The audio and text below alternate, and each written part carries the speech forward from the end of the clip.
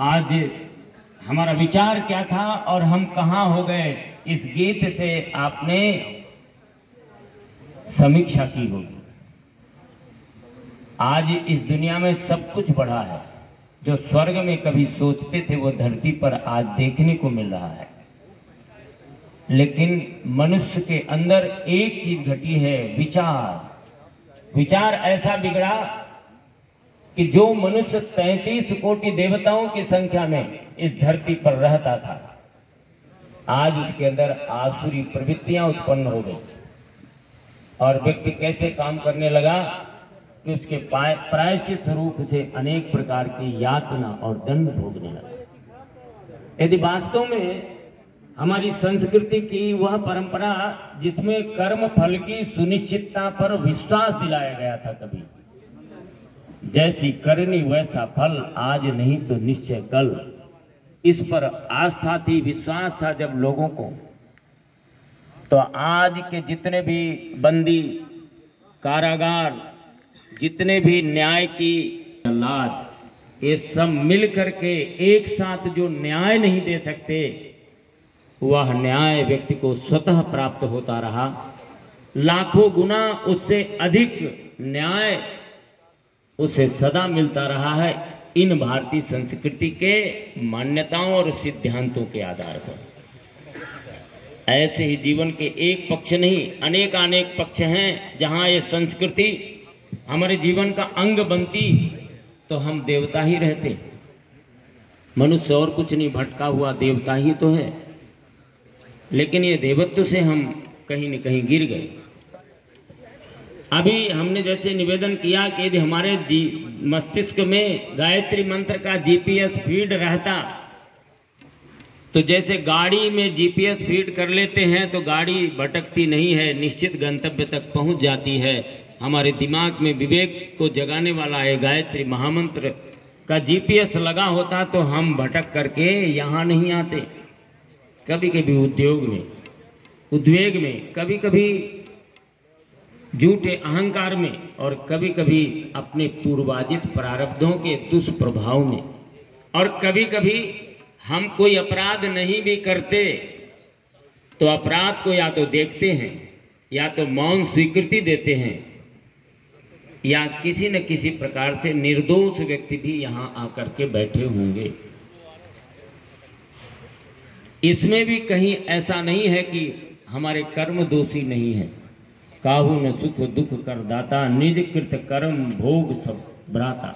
गहनो कर्मणा गति ही, कर्म की गति बहुत गहन होती है और कर्मों के फल से न बचोगे, चलना बहुत संभाल के। अभी समय है, अभी बदल दो तेवर अपनी चाल के। यदि आपको दुख नहीं भोगना है तो कर्मों की दिशा को, कर्तव्यम कृतम कर्म शुभाशुभम, व्यक्ति को निश्चित ही अपने कर्म फल को भोगना पड़ता है। जैसे 1000 गायों के बीच में यदि बछड़े को छोड़ दिया जाए तो वो बछड़ा ढूंढते हुए अपनी माँ को ढूंढ ही लेगा, ऐसे ही कर्म अपने कर्ता को ढूंढ ही लेता है। इसीलिए गोस्वामी जी ने कहा, काहू न सुख दुख कर दाता, निज कृत कर्म भोग सब भ्राता। महाभारत में एक प्रसंग आता है कि विकर्ण के पुत्र सुकर्ण को एक शिकारी ने मार दिया बाणों से, और विकर्ण तो महारथियों में आता है। जब जान से मार देने के लिए धनुष उठाया तो शिकारी ने कहा कि मैंने नहीं मारा।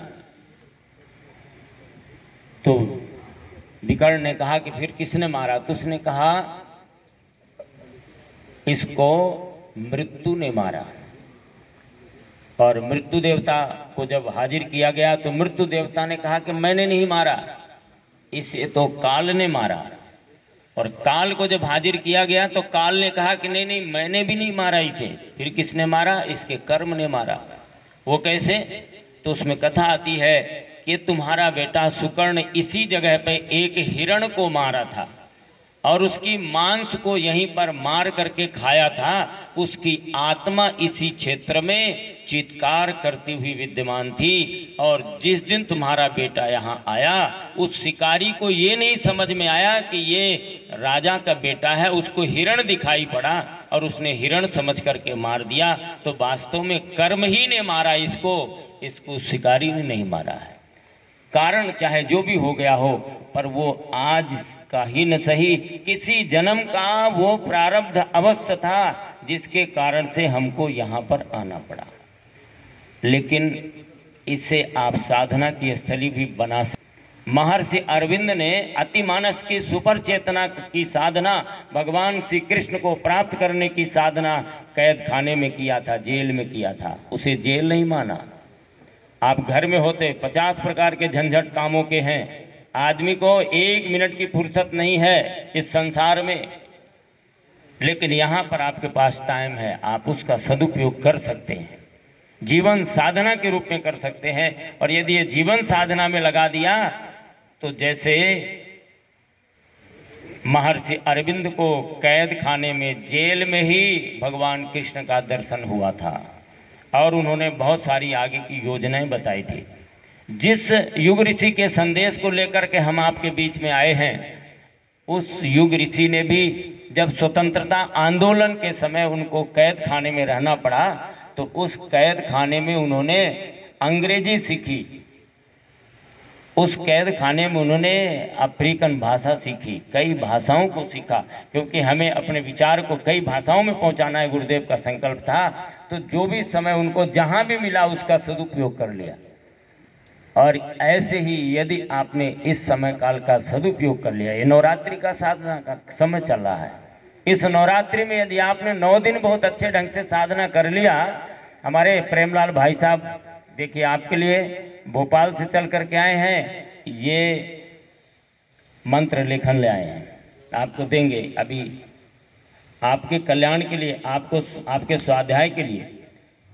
ऐसे युग ऋषि ने, जिसने अपने जीवन को ऐसे तपाया, 24 वर्षों तक गाय को जो जौ खिलाया, उस गाय के गोबर से जो जौ निकला उसको शुद्ध किया। क्यों? वो अन्न बहुत सत्वगुणी हो जाता है और उस अन्न को खाने वाले व्यक्ति की चित्त वृत्तियां कभी भ्रमित नहीं होती।